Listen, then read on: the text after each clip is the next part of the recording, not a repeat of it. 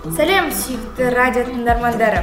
Сіздермен бірге жаңа маусымда жаңа жүргізушімен әсерлі әңгіме бағдарламасы және алдағы уақытта бағдарламаны мен Құрманғалиева Мөлдір жүргізетін боламын. Жаңа оқу жылындағы бірінші бағдарламада бірінші қонағымыз лицейіміздің жаңа ұланбасы 10-шы А сынып оқушысы Раматуллаева Балауса. Қайырлы күн, Балауса әпке, студиямызға қош келдіңіз. Қош көрдік. Көп сөзбай алғашқы сұрағымды қойсам. Президенттік деген оңай жұмыс емес екені барлығымызға белгілі.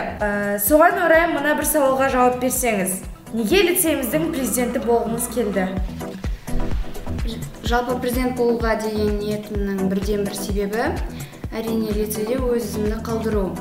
Әрбір оқушы өз орнын қалдырғысы келеді ғой енді.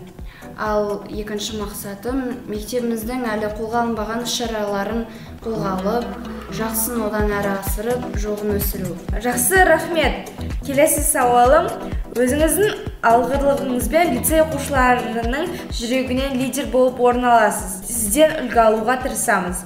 Ал сіздің жүрегіңіздегі лидер кім?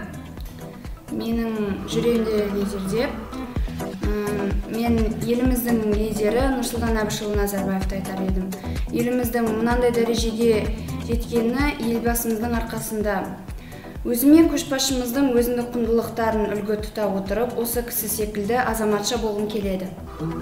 Өте әсерлі жауап, үлкен рахмет. Лицейді не үшін жақсы көресіз? Лицей үшін неңізді пида етер едіңіз? Лицейді өзіндік жылы аурасы болған үшін қатты жақсы көремін. Лицей үшін уақытымды пида ете аламын. Қазіргі уақыттағы басты байлық уақыт емес пе? Жалпы қолымнан келгенше тырысып бар көңілді осы мектебіме арнаймын.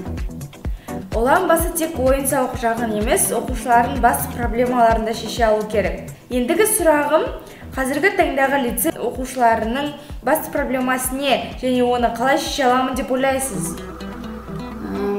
Менің ойымша, қазіргі кездегі бас проблема ол жалқаулық деп ойлаймын. Бос уақыттың бәріне бір шараларды қойып қойсақ, басқа заттарға оқушының көңілі бөлінбес еді.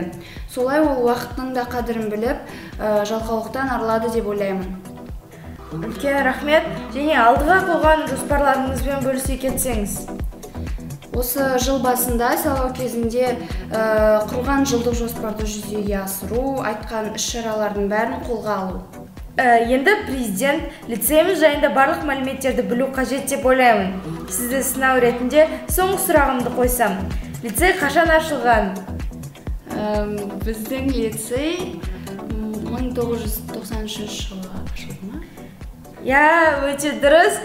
Расымен де Балауса әпке, өзіңіздің алғырлығыңызбен бүгінде мені тәнті отырсыз және бізге уақыт бөліп келгеніңізде үлкен рахмет айтамын. Алдағы уақытта табыс тілейміз. Ал енді құрметті көрермендер, бүгінгі бағдарламамыз өз соңына жетті. Келесі жұмада кездескенше.